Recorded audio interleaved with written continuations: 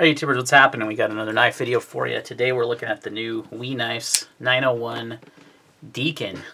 This is the purple purple titanium with the carbon fiber. It also comes in blue and a just regular stonewashed bolster titanium. I believe it's stonewashed, just gray. So let's go over the basic specs and we'll do some size comparisons and then get into the review. So your overall length is 7.35, blade is 3.25 of M390 steel, cutting edge is 3.125 because of this great sharpening tool there, which I love. Blade thickness 0.15 is what I measured with a drop point style blade. Really love the blade shape on this guy. Flat ground with kind of like a kind of that rubbed satin finish that they do on their blades, is what I call it. 4.1 overall handle length and very slim in the pocket, 0.8 inches, and the handle thickness is right around 1/2 inch. I think it may be a titch more, but not much more. I'm getting less than a half. Just about a half, and that's at the widest point. So 0.5. It's about 1/2 inches wide. Weighs 2.7 ounces, 2.72. Super lightweight knife. Really like that about it. So that's your basic specs. Now let's do some size comparisons. We'll do the packaging, your standard WE knife packaging with your case, and you know what they do. What they do works well. Let's do some size comparisons. All right. So the progeny is a good size comparison. It's a little bit smaller than the progeny. If we go butt to butt, you can see that there. Small Sabenza would be a good one. A little larger than the small Sabenza.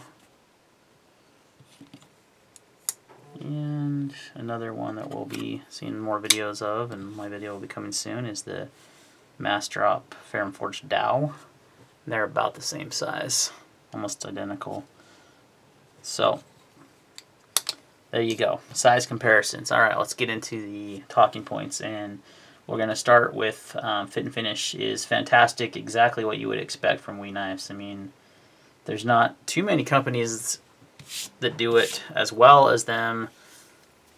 From the Chinese-made perspective is maybe Riot. I would rank Riot a little bit, maybe a little higher, but WE does such a really good, they just do an awesome job, and they're very consistent. And you kind of get that on all their models. At least everyone I've ever handled has been really well done. Very good carbon fiber on the handle. Very seamless transition to this faux bolster here.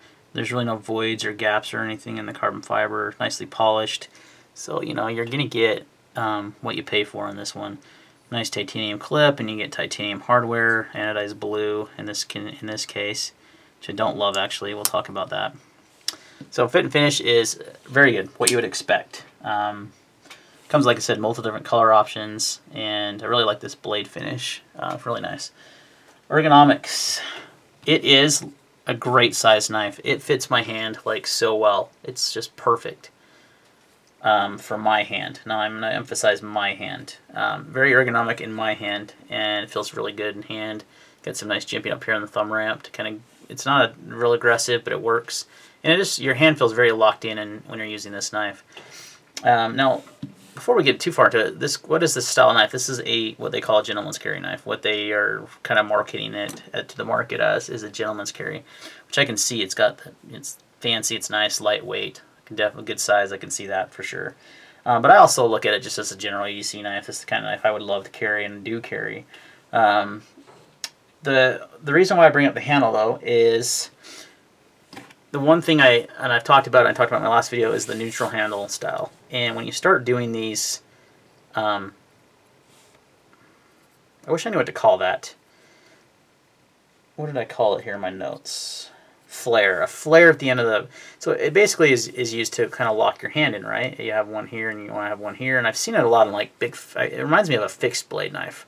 Because you'll get that a lot on big fixed blades where you really need to get that good grip. And this kind of locks your pinky in there too, right? Well, the problem with doing that is you're limiting who can comfortably use and carry this knife by doing that, because you just have that much space there to work with. You don't, if you would have just kind of kept it straight back here, done away with this useless lanyard hole, you would have had a more neutral design. You could have rounded it off right there instead, and you would have opened up the ergonomics to more hands sizes. This one is not going to fit guys with big hands.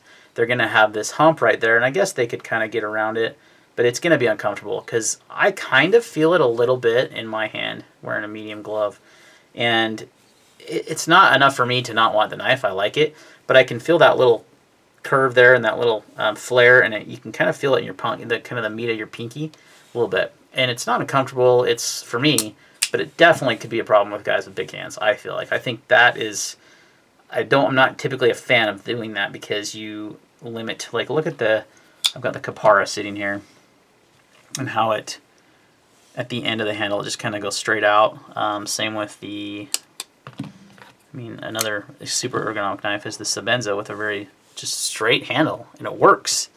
You start getting too fancy with these flares and stuff, and you get see how this kind of just comes, then it comes up like this. I think that works a lot better than curving in like that. I think that really kind of limits who can use this knife. So keep that in mind. If you have big hands, this may not be the knife for you, honestly, because of that.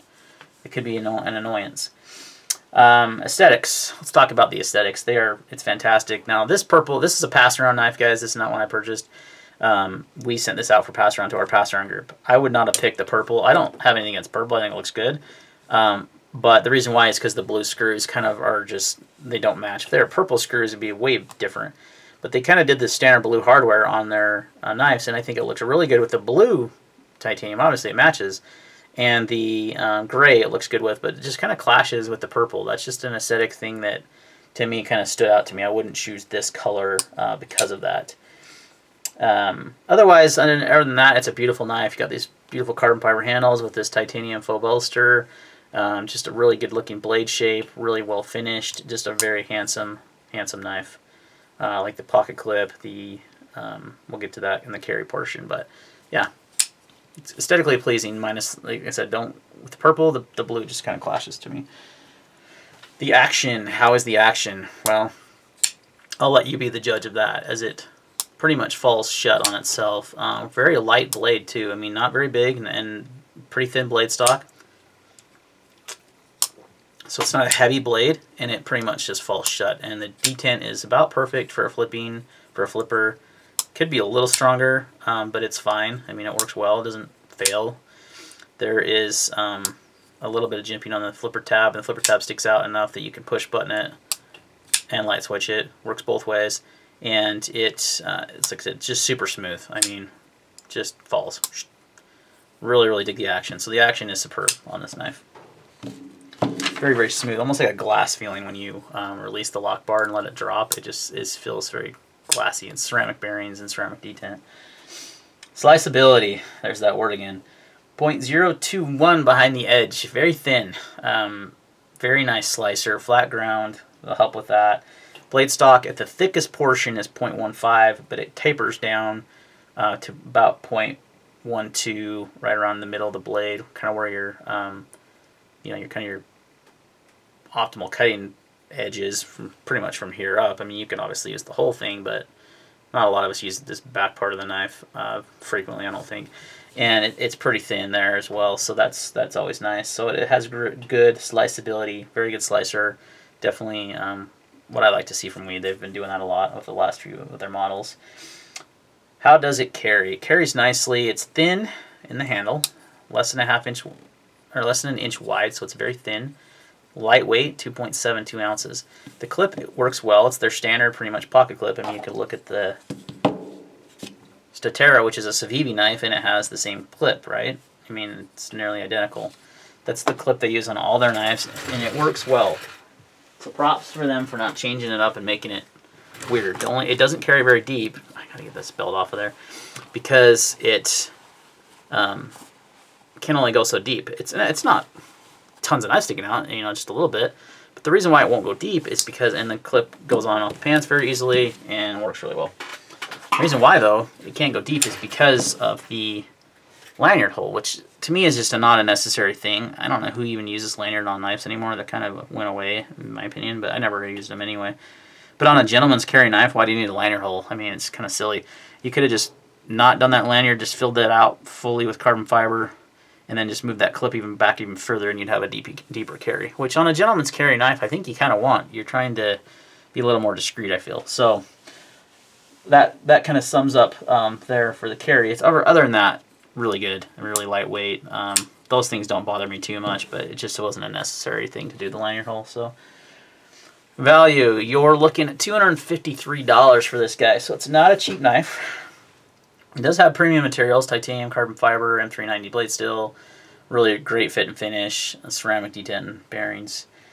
Things you kind of see in that price point. I don't think it's overpriced. Could it be better value? Yeah, I mean, it could be $200. I mean, could it though? Could they do that financially? I don't know. You know, if you look at the Progeny, which did accomplish that with similar materials. Now you're not getting the carbon fiber. Does add a little bit, obviously, to the cost than just straight titanium.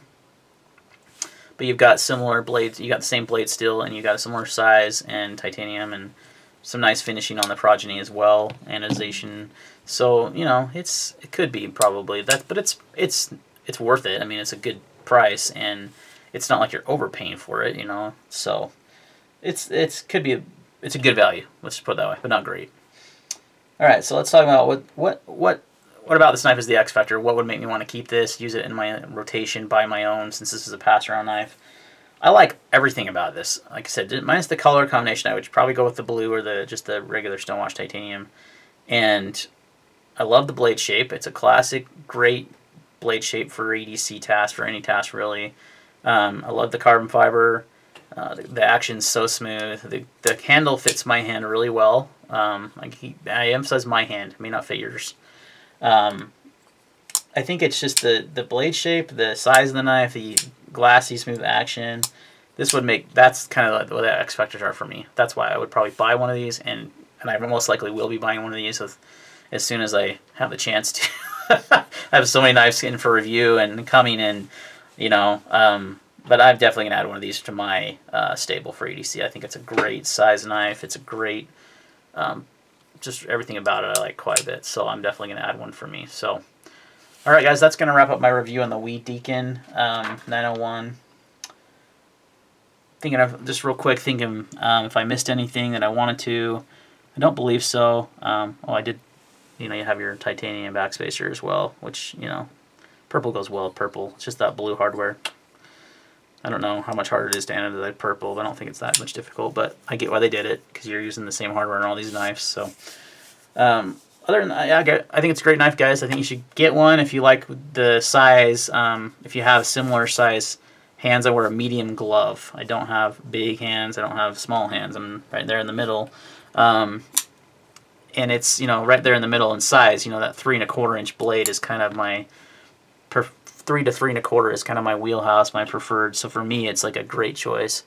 May not be for you, you know, depending on what you like, but I like it, and I think it's definitely well made, and I think it's going to be a big seller for Wii, and I think it's one of their more hyped models this year, along with this one and the Bishop. So, all right, guys, thanks for watching the video, and we will see you on the next one.